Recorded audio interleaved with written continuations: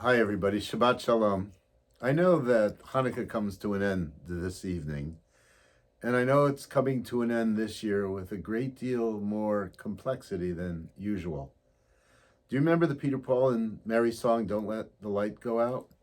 It's something that I've been thinking about because through the holiday of Hanukkah, we've gathered around the Chanukiah with loved ones, with families, with friends, with our community, and we've had a really strong spirit. It's a spirit that's so important for our survival. That's part of the meaning of that song. And I encourage you to Google it and to look up the words because it seems as if it were written for today.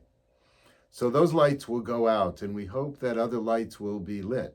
Will light for the lights of Shabbat, which is such an important part of our religious expression.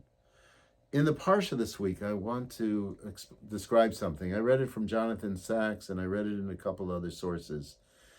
Joseph's brothers all go to Egypt because of the famine in Canaan. They need food, and they have to meet with the prime minister of Egypt, who happens to be Joseph, who was their brother. And the text says that Joseph recognized them, but they didn't recognize him. It's a really interesting idea that they would be around a brother who they didn't recognize. The commentaries say, well, he was dressed like an Egyptian, he had shaved his head, he was speaking an Egyptian language, and he understood who they were, and he heard their language. He knew them as his brothers, so they didn't recognize each other. But I think it serves as a metaphor for some element of the way we are in this world.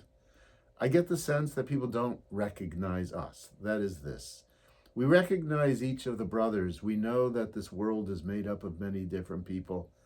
And we affirm people's rights to be, to express themselves. We know that everybody is different.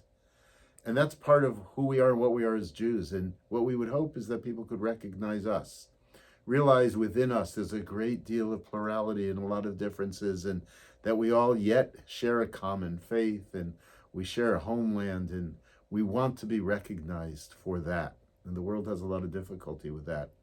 And so the world seemingly is saying to us, we've got to stop a war. It's a war that is meant to protect our citizens. It's a war that's meant to protect our boundaries. And if they would recognize us, peace would come. And we hope and pray for that. The light is a light of understanding. It's a light of knowledge. It's a light of faith, and it's a light of truth. And we hope that that light will never burn out. Shabbat Shalom.